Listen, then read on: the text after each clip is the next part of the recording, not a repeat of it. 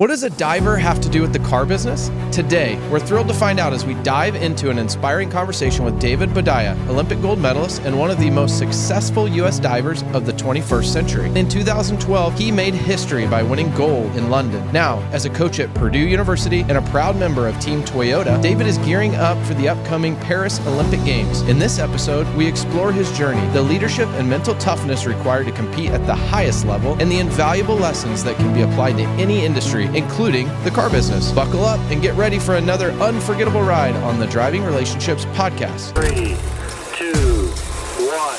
Quiet on the set, pick 73. One of the things I was curious about is like, how did you start into diving? Because Because it's not the most conventional sport ever. well, I'm like, It's not one that your mom and dad are like, hey, baseball, soccer, diving. Oh, and it's not one that any 11-year-old boy is like, hey, they're wearing their underwear in front of everybody.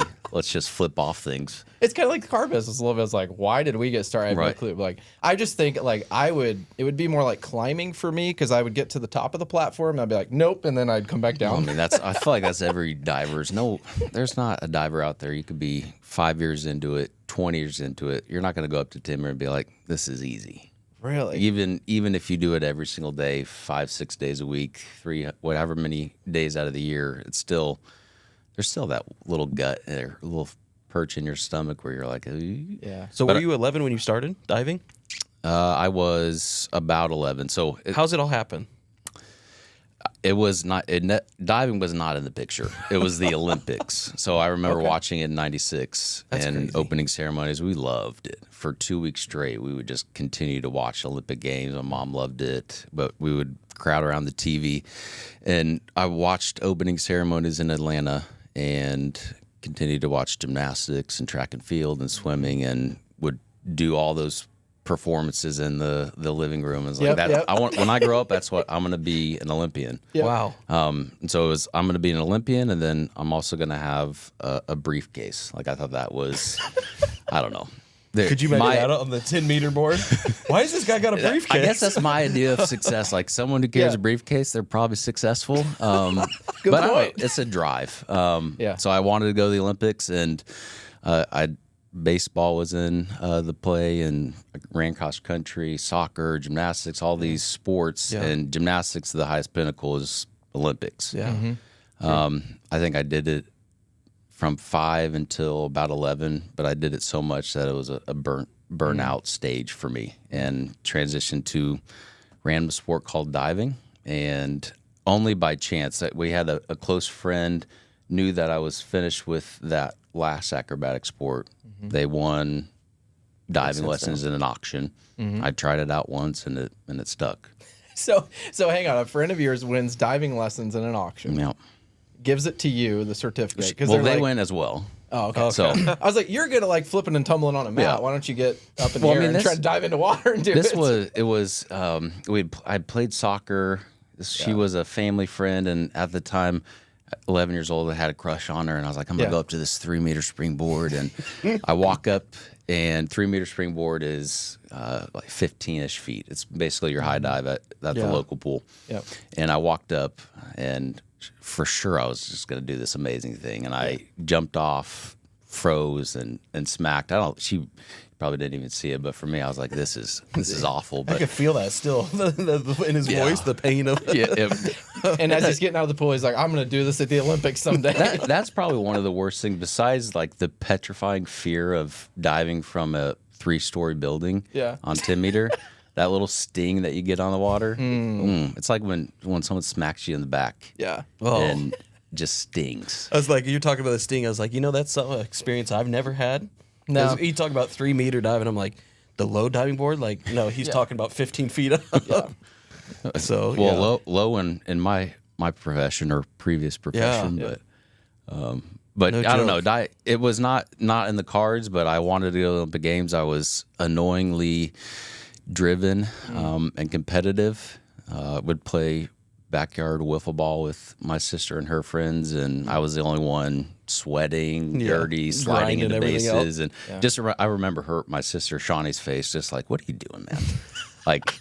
We're just playing backyard wiffle ball, but for me, it was the World Series. Even now, I'm in the pickleball cult. There you go. And yeah. I'm I've like, played a little insane, bit. isn't this it? is the World Series of pickleball. This It isn't is. just playing for fun. And everybody they're- else is like, David, it's Thursday at 8 We o'clock. Calm played down. 12 games. Well, not anymore. I can't last more than 5 games because something hurts Yeah. at 35. I think it's interesting because we've talked about this quite a bit is, how do you coach desire? Is desire something that's just intrinsic in a person? I know we're probably jumping ahead a little bit like in your coaching career, but I had shared a story about my son. He started to learn to do this pedal bike. He was so scared of it forever. And then it was one day, he's like, Dad, I want to go ride my bike. Like, you going to ride your pedal bike? He goes, yeah, the pedal bike. Boom, gone. And he's on it. Just in it. Rode it for like 2 hours. Just first time he ever got on it, rode it. So I'm always curious in leadership and we've played fairly high level athletics, not the Olympics, but what is it about desire? Like, is it coachable? Like, do we struggle with that with employees? It's like we want everyone to be a super high performer, but it seems like, is that just something you're born with? Man, that's the egg before the chicken before I think it when you first started talking about it, yes, there's an innate desire, but also at the same time it kind of depends on the teacher, the coach, the mentor, whoever's trying to help in that. And man, this is year 4 for coaching at Purdue University, and even to this day, I'm like, what is it? How do I get the athlete to buy into? It's not just training in the pool. You have to do something outside of the pool. And one of the things I try to do at home with our 4 kids is just try to start small. Just take one little baby step, because there might be exhaustion or fear or whatever it is. Take one little step. So a lot of people see it all at once. Like, I have to reach the top today. But Such a good point. it's, why don't you just wake up 10 minutes earlier tomorrow? And that's a win. So all those little wins perform into climbing the ladder a little And then bit. it kind of turns more into discipline than it does desire, I guess. And that's kind of what I'm hearing from that. So I also want to go back, because you said 11 years old, you jumped in the pool for the first time, did some sort of a belly back smacker. And then 8 years later, you were competing. Is that right? Your first Olympics, you were 19. Yeah.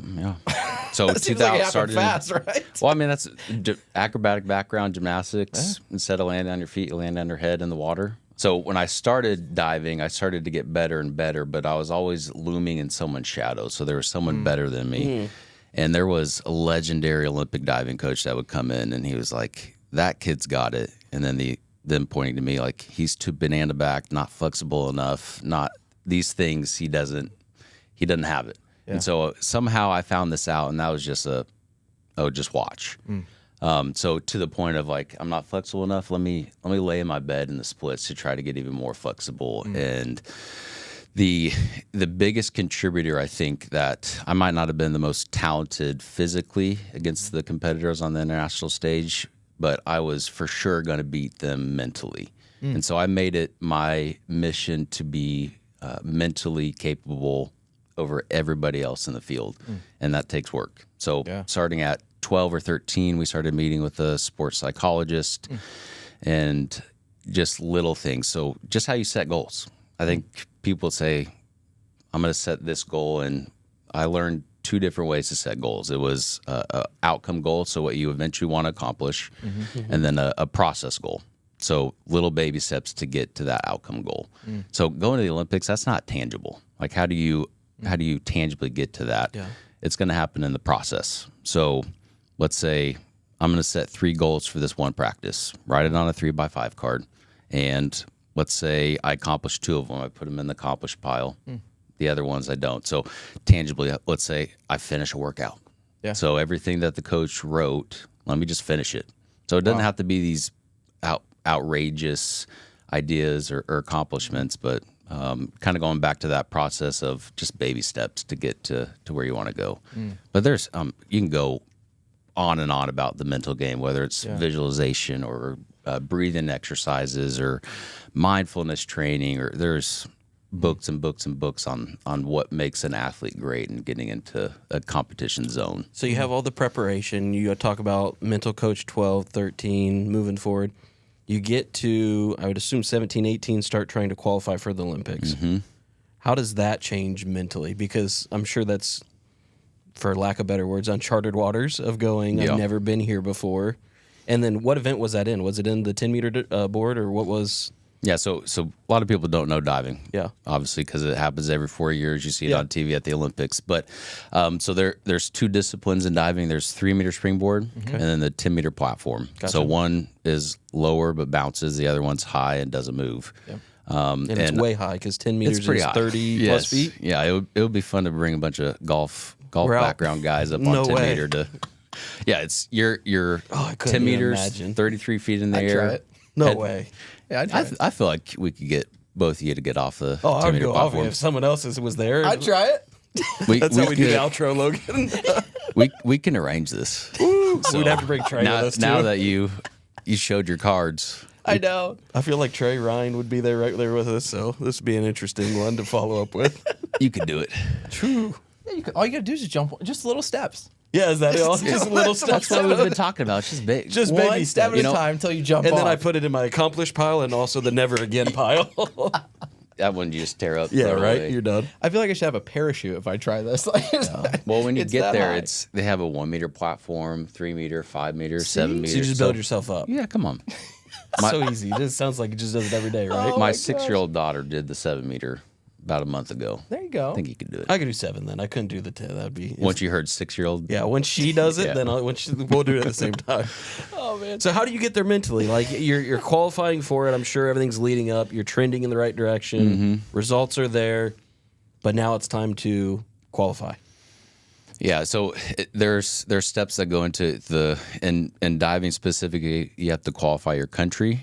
So even though at a world championships I qualified the country, it doesn't qualify myself. So, I mean, there's all these building blocks to qualify, but all these amount to experience. So I started the international stage when I was 15 years old, and first competition was in Electrostal, Russia. And Oh, wow. it was like rural Russia At 15. at 15. So you're going to a place where you probably, as a 15-year-old, are like, what is going on? Yeah, you're totally different world than the U.S., but you start from the bottom. And this pool, they cut out a hole in the ceiling so you don't hit the ceiling. What? You climb up and it's like I caught a fish this big and it's actually this, but there's stairs missing so you have those little experiences. So now you're like, okay, now it's time to qualify for the Olympics. And, but it all comes back to how I'm preparing mentally. So a quick side story. In 2007, I went to Rio de Janeiro at the Pan American Games, men's 10-meter platform individual.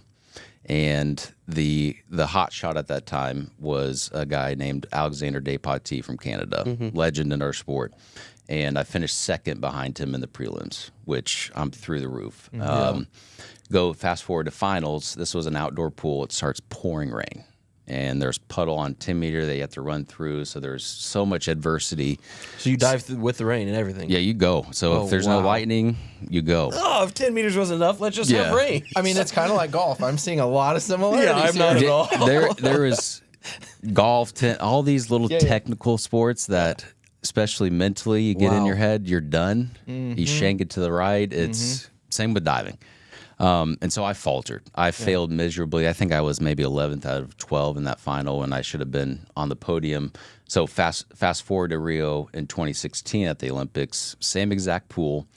In 2007, I made it a mission to say, I'm going to invite any sort of adversity into my training, whatever it is, so that I'm ready. In 2016, it was kind of the same scenario. It was men's 10-meter platform. Alexander Despatie wasn't there anymore, but we started to warm up, started to drizzle a little bit, and then it just starts downpouring. I'm just looking at my chops like this because I've trained for this That's moment. amazing. Yeah. I've let someone stand in front of me on the platforms that practice so that I could be distracted, and unfortunately it didn't rain the whole time, but it still turned out well in Rio. I think it was bronze, but I think these little things that people don't think of, like just invite adversity that might be uncomfortable, but just a little one. Yeah. And then it turns into bigger ones so that you're ready for the moment where you're not heart beating out of your chest and you don't know how to control your I think nerves. it was cool just even sitting here to see the competitive juices start as the conversation there of like, and it started raining. Yeah. Like you're welcoming it. Like, you have to have that level and that gear to get to an uncomfortable spot mentally. When did you first experience that mental uncomfortability where it was like, I may not be ready for this? Was it young age? I mean, sometimes I think back to even some of my, athletic experiences where I probably was so naive I didn't ever feel the mental pressure of things because I was so young. I'm assuming at 15 that may be the case. Like, I could only imagine then having world championship pressure, Olympic pressure, qualifying for your country. When was kind of that first mental, am I good enough point? Yeah, it probably was around that time. So started on the international scene in 2005 and just got my butt whooped. And that was unsettling for me. And so something had to change. But you hear about athletes competitive, they're in the zone. Yeah. Where have you ever seen Legends of Baggard Vance? Yeah. And there's that scene where he's like, look at the flag and Everything everything disappears. That it is probably the most exhilarating feeling you can have is to get into that zone. I used to watch that clip before competitions and Just get fired up. Yeah, a little. But it was probably around that time when I started to see something needs to change because I'm not performing how I train. And at Purdue we say we want to train how we want to perform, and then perform how we train. But it was around that time where I started to learn all those little tools to get into that zone, and it wasn't until 2008 that I actually learned how to do it in February, and then eventually qualified for my first games in June of 2008. I watched a clip of in 2012 when you won the gold medal. So I want to talk a little bit more about that because you were like the last man in and then win. But I watched a clip of your last dive in the final, and it was like I saw you just staring. Your back was to the water. Yeah. Like I saw you just staring out there. I'm like, man, like, what was going through your head? Are you feeling the dive? Do you kind of forget where you're at? Because I would imagine that was a zone moment. Yes. Watching that dive was like. Had to be one of the best dives of your career, right? Given the situation and circumstance. Yeah, the pressure, I go back to a quote by John Wooden, and it's if you focus on the things that you can't control, it adversely affects the things that you can control. And so, in diving, I have no control over the judges, no control over my competitors or the audience or any of that. What I have control of are my 6 dives in the competition, one at a time, and so. I don't look at the scoreboard, so the whole entire time I can't control that. Yeah. So there's no point for me to even see where I'm at. So I don't know what the scenario is, but there's 3 divers separated by point something, which doesn't happen in diving. Had I known, probably would have been. So you had no clue where you stood? No idea. That's why I think when you turn around after you do your last dive, there's, oh wow, still first, and then the 2 Chinese go, and that's when there's. The moment's like, oh, like you get out of this little mode and everything starts to become real. And I remember specifically, whenever you go to the Olympic Games, there's a media mix zone, and it's basically like you're an amusement park, and it's media. And I get out of this after 30 minutes, and some of the international divers come up and is like, you just won the Olympics, you can smile. But I was still in this like disbelief mode and competition mode. It's almost annoying sometimes that I feel bad for my wife because I'll get into these modes. I'm like, I'm sorry, babe. Like I'm trying to get out of this. It's annoyingly competitive. She's probably known you long enough to be like, yeah, whatever. I mean, David being David. 12 years of marriage. She knows. So she knows when the modes are coming too. I have a feeling. Yeah. That may be helpful at times to be like, sorry, babe, I was in one of those modes, and she'd be like, Can I use you that? weren't. You weren't, David. You weren't in the mode. That's an excuse. No, yeah, good excuse, man. Let's talk about. I'm curious about the training routine of like just physically how you get your body ready. So. It helps being married to a dietitian. Is that right? Yeah, like, so she she cooks all the graduated from Purdue with dietetics, but she didn't formally because we went on a world tour after we got married and then started having kids. But. Yeah. So I imagine there's like with diving, there's probably a certain weight that you have to be at, and then talk us about like I'm sure there's not super heavy weightlifting. I mean, you're doing like high reps and different stretching exercises. I mean, what does that look like? Yeah. So diving, obviously, we already cat's out of the bag. I wore this tiny piece of material in front of a lot of people.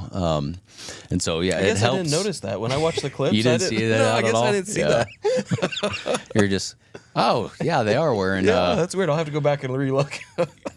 So there's a little bit of an appearance, like you can't have this big old gut coming down, but also at the same time, you're trying to get into these really small tuck positions, pike positions, and that little, in diving, that 5-pound difference, you spin that much slower. And so, you have to be super disciplined with diet, and that helps with my wife having her RD and preparing meals, and just both of us have a healthy mindset lifestyle, so that helps. Once I retired, it was a little different story, but the training regiment of waking up every day at this time to try to get to the pool, it seems like a different life. It was only like 4 years ago. But How many hours was it? Like, what? Walk us through a standard day. Standard day, it depends. When I was younger, I could just grind. So I got to a certain age where I had to train smarter instead of harder. Yeah. But I mean, a typical, you're training 4 to 6. I would say probably more, 4 hours a day, 5 or 6 days a week, and there's diving seasons all year round, so you're just constant in shape. And is that going. diving 4 hours a day, or what goes into? Yeah, when you just like jump off, get back up, jump off. That would be so boring, wouldn't it? Well, just thinking like 10 meters in my head. Like, when you're training, are you training at 10 meters always, or do you train at 3, 5, 7 just for different aspects of it, or what? There's a balance in everything. So you have dryland training where you have a box that you're just doing constant somersaults. So that's when you can really make changes, because you go up to 10 meter. You're really, if you, on a given week, you're really doing maybe 35 to 45 reps a week up on 10 meter, because it's just constant pounding, whether it's on your shoulders or wrist or back, so the impact it hurts. So you have to build strength. But you're doing dryland training, you're doing weight training. Yeah.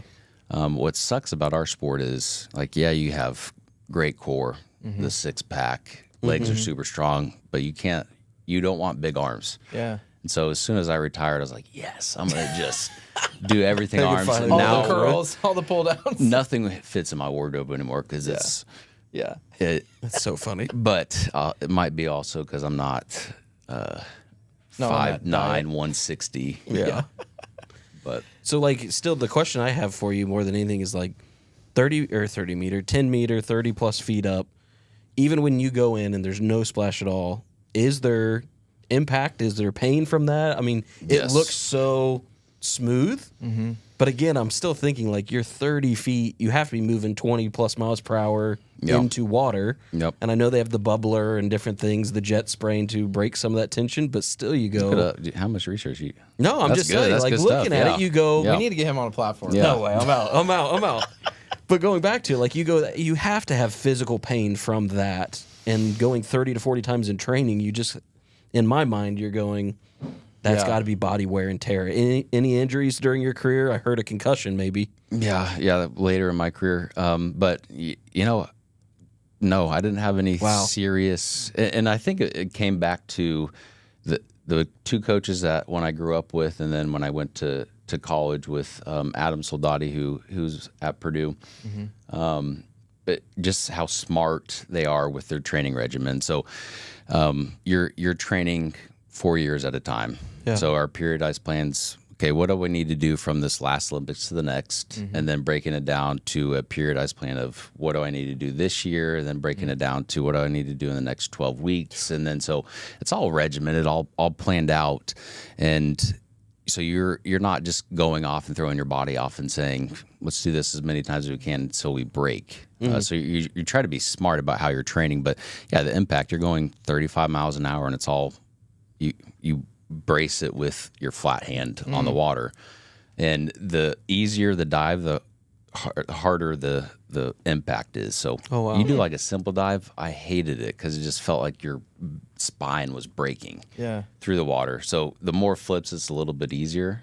Remember, and he wants Man- us Oh, to of go. course. That's good endorsement for going off Physically. that. That's what I've missed. I don't do enough flips. That's I what- just yeah. I just do this.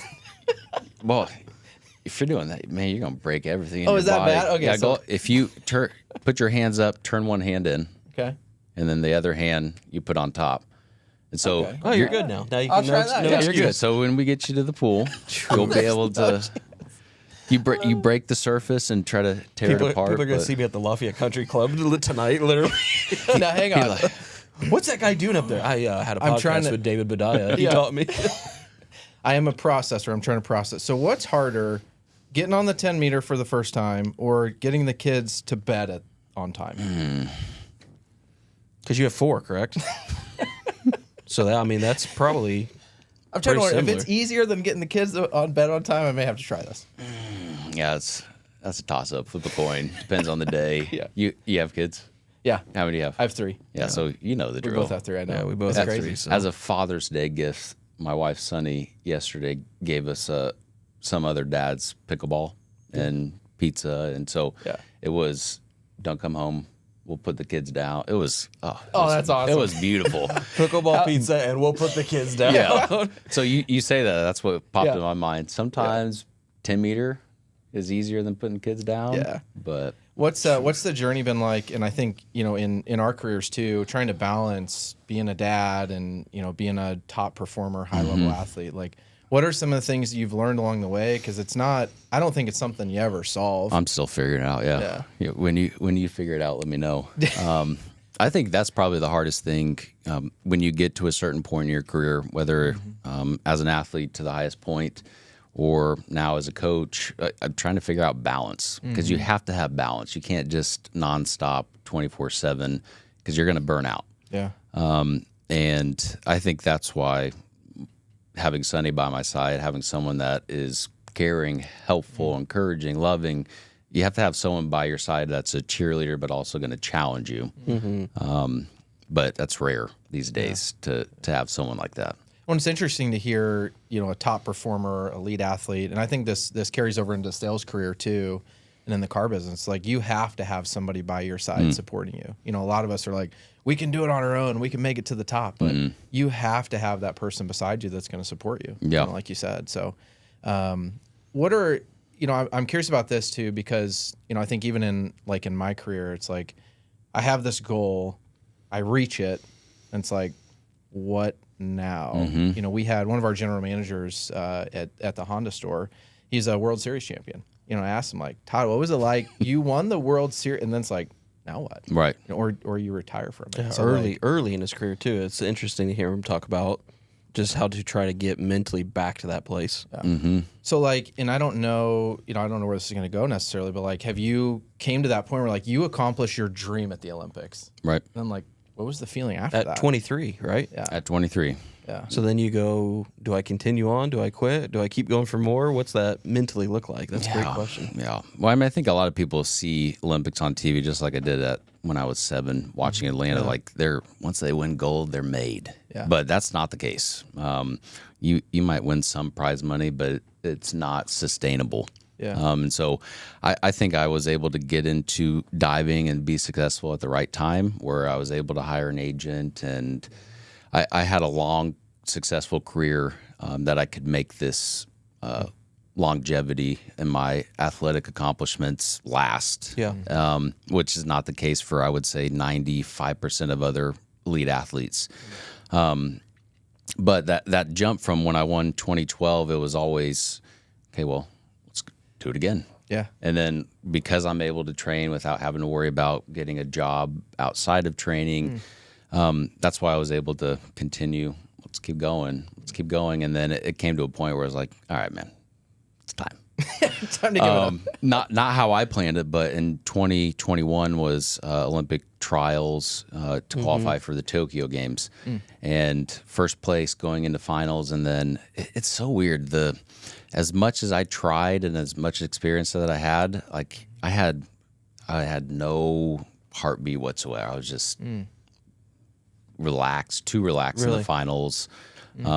I still go back to it and was like, whatever I did, I couldn't drink enough caffeine to get my heart rate up to get excited for this, which is it was a little bit of a blessing in disguise because I ended up being third place, take top 2 to the Olympics, and then it was like, okay, you're done. Yeah. And then that's where Adam Soldati kind of pushed it, helped shepherd me into coaching. Well, you can hang on this for the next 2 to 5 years, or let's go. Let's get you started at Purdue coaching, and then that's when now present day where I'm at. Kind of crazy. I think the two questions that kind of come to me immediately for you is like, we've talked about being a top producer. We've talked about the pinnacle Olympic medalist. How do you now take that into coaching? Because I think that's what so many people listening to this that are in any kind of retail entrepreneur business sense are like, hey, I've produced and I'm great, but now I got to go grow it to a team of 10 or a team of 15, or in your scenario, obviously you're divers. And how do you share your experience, your knowledge, your ability, but be able to make it understandable to a team that may have the physical talent and skill, but may not have that David Boudia desire, passion, commitment? Yeah, I mean that's probably the hardest thing. And when I first started coaching, one of the things that I tried to make sure I didn't do was like, oh, this is what I did, this is what I made, how I train. That I tried to not put myself in the scenario and try to make it relatable to them. And then at times I'll whip out a mental story for when they're getting ready for competition. But it goes back to, again, someone by my side. So Adam Soldati recruited me in 2007. And one of the things I remember specifically sitting at our dining room table when he was recruiting me was like, David, I'm not going to guarantee, I can't promise you're going to become an Olympic champion. But what I can promise is that I'm going to create an environment where a champion can be made. Wow. And so great. whatever it is, like, you have all the tools that are here, and it's up to you to be able to use those tools to become whatever your goals are. And so it's kind of the same thing. He created a legacy at Purdue diving, and it's, won't bash any other sport, but it's the best sport at Purdue. Most accomplishments. Watch out, shots could be coming through here real quick. Let him fly, because Adam Soldati's done a phenomenal job, created a legacy like that because of that. One scenario of, I'm going to create whatever I can so that you can become successful. But that's probably the hardest thing in coaching is I want it really bad for them. Yeah. But it also, at the same time, it's up to them to be able to take those steps. And not a lot of them will take those steps. And it's so hard to be on that side of the seat when you're sitting there going, I see your capacity, I see your potential. Would you please just get up 10 minutes earlier? Yeah. I know it's the baby step side of it, and that's where we kind of feel like we're at, and that's a very tough conversation to have. What do you look for in a potential student athlete? Like, when you're looking at just, at that point, character or potential alone, what's kind of the identifier? Yeah. I think that nails it on the head is character. We want someone who's super talented physically, but how do they relate to the coaches, the other athletes? How do they speak to their parents? So there's all these indicators of, do they have the package of something that could be moldable into a top performer, not just at Purdue, but what do they want to accomplish? Where do they see themselves as the highest point of what they can get to? Is that. So all of those contribute, and then now push comes to shove, freshman year out of the home, there's so many obstacles. College diving, college sports, athletics is super, super hard. Yeah, super demanding in a lot of different ways, because you're on your own for the first time. Yep. You have these classes that are way more intense than you're used to, and then I'm assuming are training probably twice a day. Yep. Right? There's probably some component of weightlifting in the morning, and then you're in the afternoon probably diving or whatnot. So what does the recruiting process look like then for you? Because you've been you said about 4 years now. And so are you going to big events in recruiting, or are you trying to get gymnasts at 10 years old? I mean, what are you looking for? Well, I mean, I think because Purdue's been successful, we were in they come to us, which sometimes isn't a good mentality. Because sometimes you lose some of those athletes who are extremely talented that you just, one, didn't have the time to look at or didn't bother. At the same time, you might have recruited them and you thought you hit it out of the park, and they say, I'm actually going here. But I think the biggest thing, what we try to do is when we bring recruits in, we try to show them we're not trying to put a a fancy suit on and show them we're trying to show them the nitty gritty. So we make sure that they see, everyone says they're a family. Yeah. Whether you're in sales or athletic, whatever it is, everyone's a family, but we try to show that. And so having these backyard barbecues and getting down to a conversation of just building relationships with them. And if that sells it, great. If it doesn't, then we move on and try to see what else is out there. Next woman up. For you and your career in coaching so far, what do you think's been the biggest adjustment you've had to make? That's a great question. I know it's only been 4 years. Yeah. Well, I think probably the most challenging thing is it's you have 15 athletes on the team, and there's 15 different personalities, and you have to learn 15 different people, and this correction might work for this athlete, but this doesn't work for the other. And I think it comes down to you have 15 athletes that you have to build a relationship with. What makes them nervous? What makes them scared? What makes them motivated? And that's hard because 15 different personalities trying to train at the same time, but I think that's what I like, the challenge of it. So that's now that's my competitive, like, all right, let's try to figure out how we can help this athlete the best. Yeah. I think it's amazing how many parallels there are to like what we do in managing people and coaching and high level athletics. And, What does that look like for you guys on your side when we're trying to recruit somebody to come work for y'all? Yeah. I mean, I think one of the biggest things right now, we are looking for good people.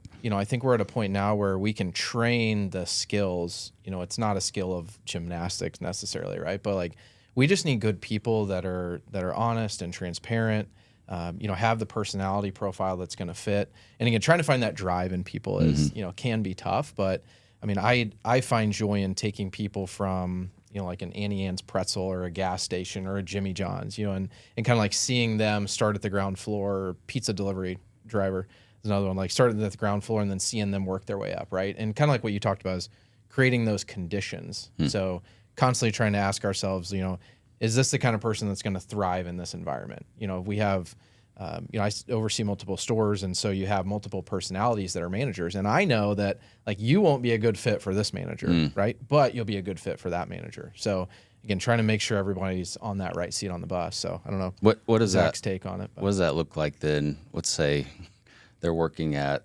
some sales position, not in your profession. Yeah. Is that you look for someone like that? Like, hey, you would do really well at Toyota or at this position. Is that come try it out, or what does that look like? Yeah, I mean, really, I think. Yeah, you could find people. You could find people anywhere. I mean, you could find bartenders. You could find, people that work at restaurants. You really just constantly have to be looking because this is not a highly skilled profession in the beginning, right? So our hiring funnel is super wide. So I could take anybody from anywhere if they're a good person, they have a good reputation. Let's try them out. That's the biggest thing for me. We've found over the years that the top producers that aren't a good culture fit are actually worse than somebody who's a really good culture fit that we can train them to try to be a top producer, right? I mean, I don't know how you feel about that, but like I would take somebody that's a super high culture fit and a pretty good producer over somebody that's a super good producer 100%. that everybody hates them, right? Because it destroys your team. Yeah, that's the same with diving, is exact same way. So it is funny how many parallels. What you had kind of hit on too with the character side, that we really could care less if you could sell. Yeah. We're looking for somebody that has the drive outside of it. So the last question we ask in the interview process is, if money's off the table, what would you do for a living? And if it's YouTube, if it's a movie star, if it's a professional athlete, if it's hair and makeup and that's your passion, like we want to see something that lights up with you. Because our dream is to obviously find something in this space that could obviously push that for your career. Because we found this industry is not where somebody wakes up and goes, I'm going to sell cars for a living. Right. So how do we provide an environment where they can find passion and then the fun has to follow it? Because once we find someone that comes to work and they're enjoying what they're doing, they're going to invest in being a professional in what they do. And that's sometimes where we've been able to recruit some of those individuals when it's like, hey, do you enjoy what you do? Actually, I hate it. Why have you done it for 7 years? Well, I'm really good at it. I just have a really terrible leadership team in this. And it was interesting hearing you talk about the leadership shift and that the mental part has become kind of the addiction for you of learning different personalities. And we joke all the time that, entry level is easy to hire for because it's entry. Mm-hmm. But when you get into that next level, which would be like a college athlete, how do we make sure that we're there mentally for them to get them to the next level? Because that's probably all that it truly takes. They have the physical, they have the talent, they have the technique. It may need to be refined and taught and maybe cleaned up a little, but how do we make sure that they're mentally there? Because the next level is managing, a business operation. And for us, that's, in my role, it's 85 employees.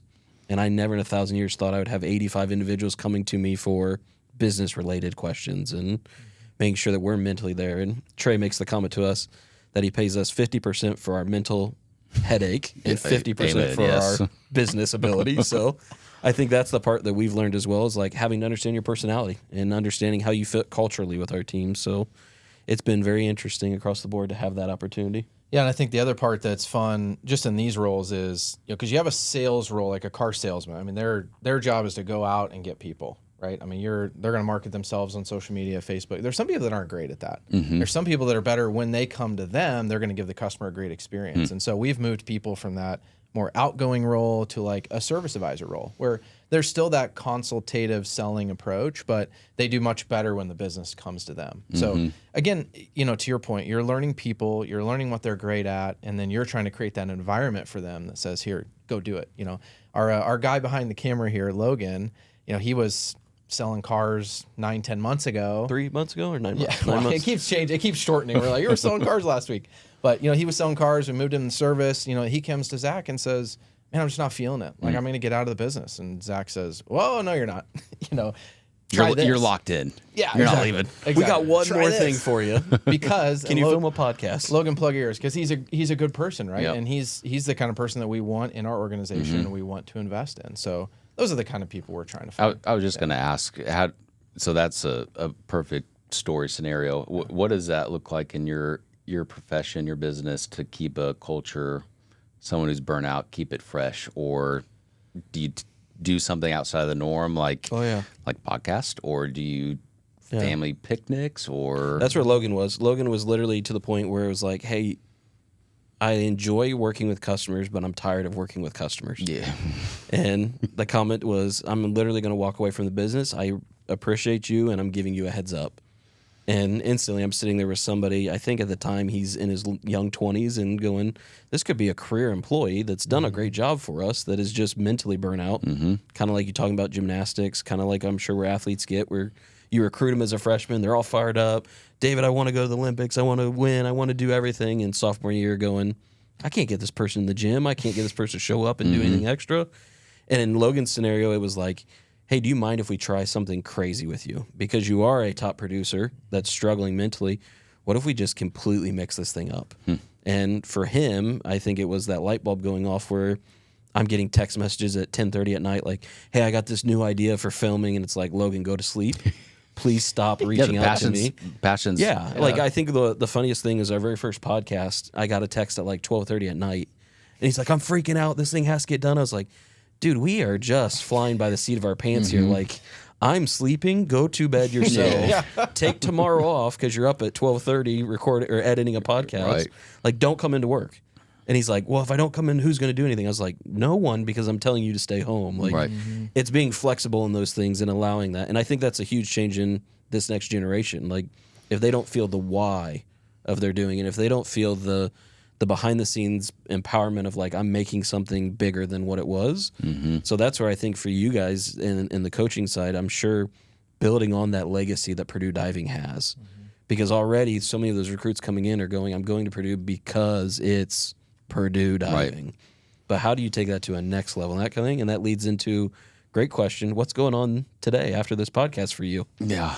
So right now is a hard time. I think when you're talking, it's hard to get out of this mentality of like, I got to do something else. But taking a step back and just take a breath. Yeah. That's probably the hardest thing. Like right now, my world seems like everything right now is going on, and it's super difficult. But I guarantee you, there's billions of other people in this world that have their problems, and I think that's what's hard is to take a step back and look in in the moment, yeah, it feels suffocating or seems highly anxious and a lot of things going on. But in reality, if you look at it from the outside, and take a breath, it's not as overwhelming.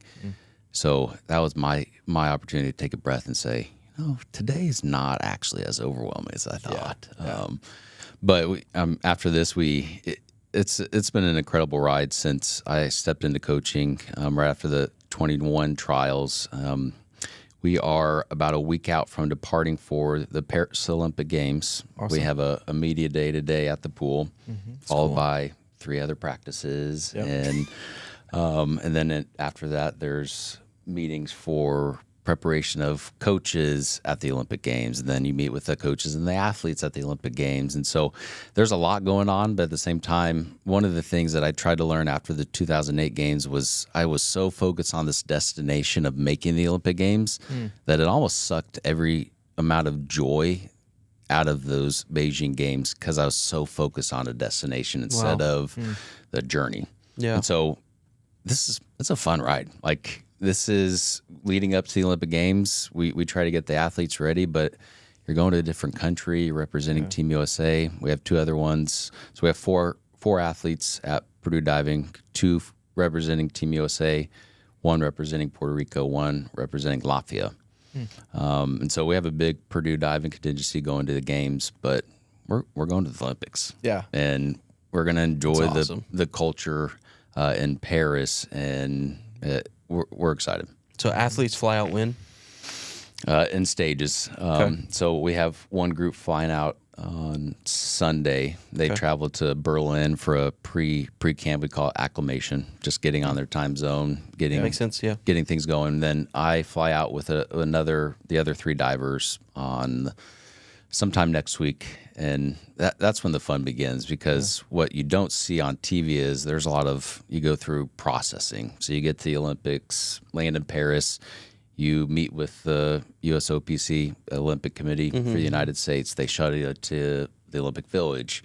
Then you have to get passes and almost like a beacon in your wrist all the time. But you have this lanyard that you have, and you put your underwear on, and then you put your lanyard, because you're not going anywhere without it. Really? Because you scan this to go into that venue.